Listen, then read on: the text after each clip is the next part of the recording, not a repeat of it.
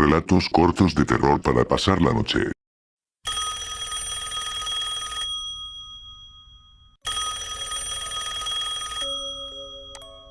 Buenas tardes, hablo con el señor Daniel Calderón, quería contratarlo para la fiesta de cumpleaños de mi hijo. Un amigo mío, Sergio Guzmán, lo recomendó ampliamente. ¿Lo conoce? ¿Sergio Guzmán?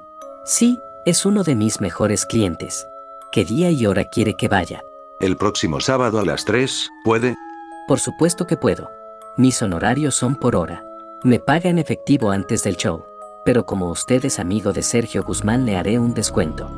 Luego de arreglar los últimos detalles, el padre pensó que su hijo se pondría muy contento al tener a un payaso en su fiesta. Pero el sábado en la tarde cayó una gran tormenta, y el payaso no se presentó al cumpleaños. Menuda recomendación me diste, Sergio. Dijo el padre con un tono de amargura. ¿Habrá equivocado el día? Dijo su mujer al finalizar la fiesta. En la noche, mientras los padres hablaban de lo bien que había estado la fiesta, el padre aún seguía frustrado por la ausencia del payaso. Le dije bien claro, el sábado a las 3. Tal vez creyó que era a las 3 de la madrugada.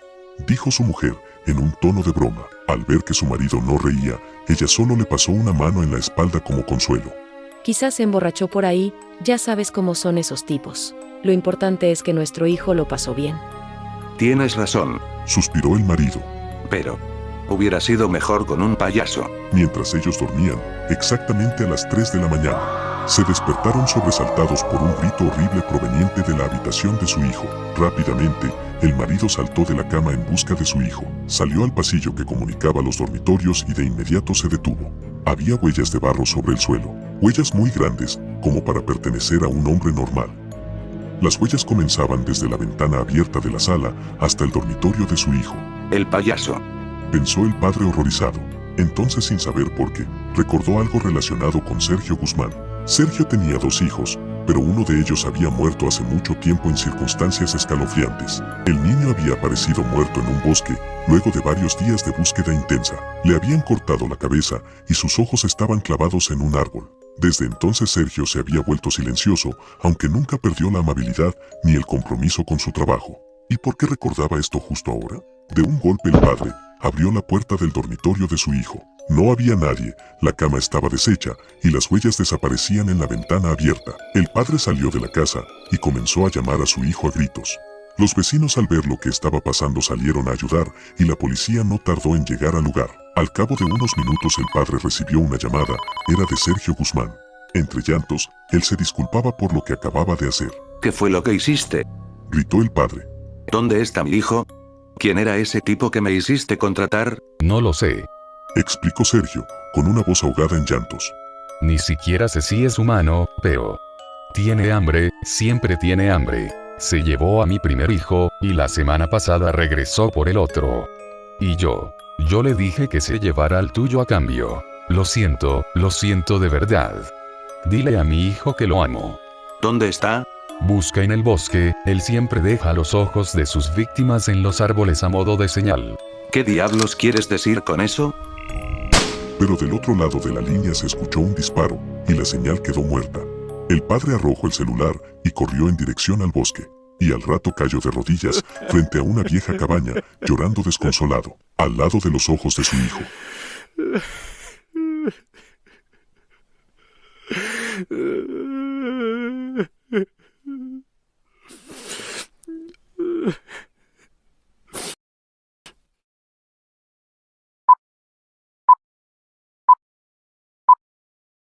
Antes de fallecer, mi abuela me contaba varias historias de acontecimientos que sucedían por aquellos años. Muchas de estas historias tenían que ver con el diablo y acontecimientos raros que pasaban en el pueblo donde vivía. Pero la historia que ahora contaré es de las más aterradoras y la que más me ha dejado marcado hasta el día de hoy. Hace muchos años el padre de mi abuela tenía grandes huertos y sembradíos. En una ocasión su padre le pidió a su hermano llenar unos costales con maíz, como condición para dejarlo ir a un baile. Pero en realidad su hermano quería asistir a una pelea de gallos. Pero aún así el hermano de mi abuela no hizo el trabajo y se fue sin llenar los costales de maíz. cuando su hermano se encontraba de camino a casa a altas horas de la noche. Al pasar por enfrente de la casa del sacerdote de la iglesia, un hombre que él describió como un charro vestido de negro con un sombrero enorme que cubría todo su rostro lo llamó. Juan, acércate, necesito que me hagas un favor. El hermano de mi abuela, un poco temeroso por no saber cómo es que el charro sabía su nombre, se acercó y le preguntó para qué era bueno. El charro sacó una pistola y le dijo: En esa casa vive el carnicero, toma esta pistola, toca su puerta, y cuando salga dale un balazo en la barriga. El hermano de mi abuela le preguntó ya lleno de miedo que por qué debería de hacerlo si él no era un asesino. Además que esa no era la casa del carnicero, era la del sacerdote. El charro le respondió que esa era la casa del carnicero que hace tiempo le debía dinero y si le disparaba le daría un costalito con monedas de oro. El hermano de mi abuela se negó, diciendo que matar era pecado y él creía en los mandamientos de Jesús y en la Virgen María. El charro levantó la cara dejando ver unos ojos rojos. Y este le dijo con una voz molesta: Eres un muchacho desobediente, sigue desobedeciendo a tus padres, mintiéndoles para poder llevarme tu alma. Después de eso el charro comenzó a reír de una forma aterradora. Sin pensarlo y lleno de pánico, el hermano de mi abuela se echó a correr hasta llegar a su casa. Cuando finalmente llegó, tocó la puerta de una forma que parecía querer tirarla. Cuando sus padres le abrieron la puerta, él solo pudo decir el charro, y se desmayó.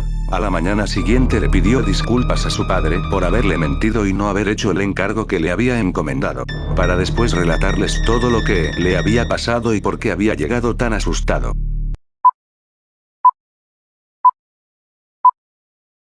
A pesar de ser una persona de ciudad, mi padre viene de una familia muy humilde. Y debido a esto tengo varios familiares en zonas rurales que nunca han salido del campo. Esta historia me la contó un primo lejano, en un viaje que hicimos hacia el pueblo. Usualmente no nos agrada ir hasta la casa de mi primo, la ruta para llegar no es lo suficientemente apto para un vehículo moderno. De hecho no es una carretera como tal, es solo un camino que se ha formado por el pasar de los animales y carretas. La última vez que lo visitamos mi primo tenía la espalda llena de cicatrices, lo primero que le pregunté fue qué le había pasado. Su respuesta me dejó abrumado, era la primera vez que escuchaba algo similar. No sé si en el pueblo les contaron que me caí del caballo, todo el mundo dice eso, pero María sabe lo que realmente pasó esa noche, no quisiera contarte porque estás de visita, y no quiero que pasen una mala noche.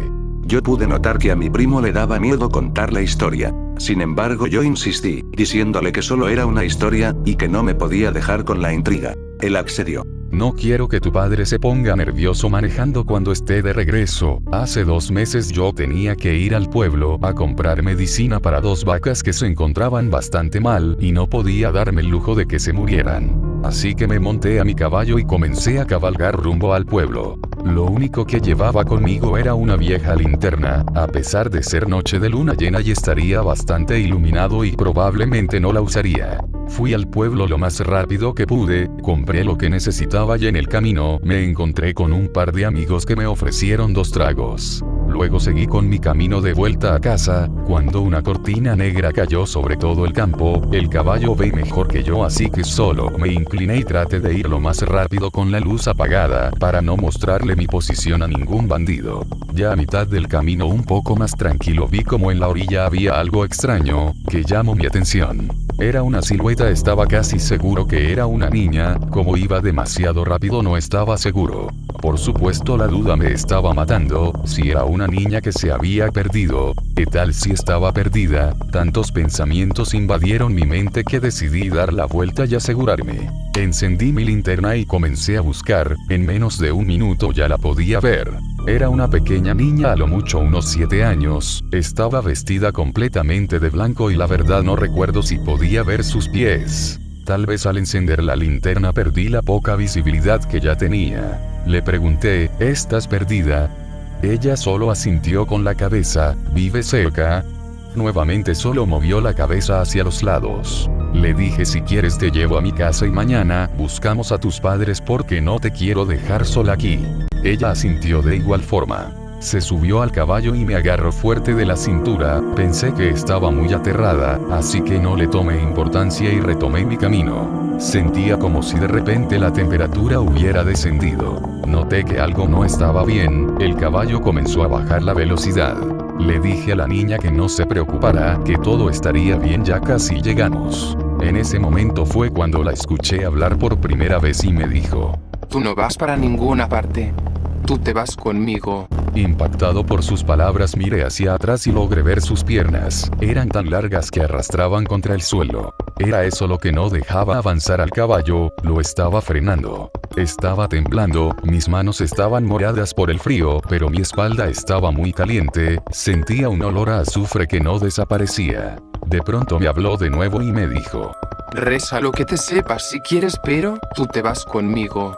A mi mente vinieron muchas oraciones, las que había escuchado en la iglesia, en los velorios, en el colegio e incluso de algún religioso en el pueblo. Cada vez que terminaba de decir una oración ella solo se reía y me decía: Esa ya me la sé, tú te irás conmigo. En ese momento me recordé de la bisabuela, ella siempre hacía una oración cuando alguien se sentía triste o estaba enfermo.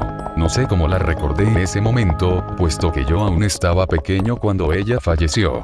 Era algo muy antiguo, como si de una canción se tratase. Después de rezar la oración de la bisabuela, esperaba que ella se burlara aún más de mí. En un tono de disgusto ella me dijo: Parece que te has salvado.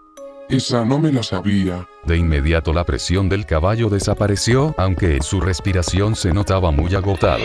El calor de mi espalda desapareció, pero aún me sentía adolorido, tal vez por el miedo sentía menos dolor. Cuando llegué a casa, dejé al caballo afuera sin pensarlo y entré con mi mujer, le di un beso y me puse a contarle todo lo que me había pasado. Ella miró mi espalda y me dijo que estaba completamente quemado, pero parecía como si me hubiera quemado hace tiempo, solo tenía cicatrices. A la mañana siguiente, al abrir la puerta de mi casa, ahí estaba mi caballo muerto, sus patas traseras estaban quemadas y el olor a azufre aún permanecía fresco. Así terminó la historia, y antes de marcharnos le pregunté: ¿cómo era la oración? Él respondió: De nada sirve que te la diga. Ahora esa ya se la sabe.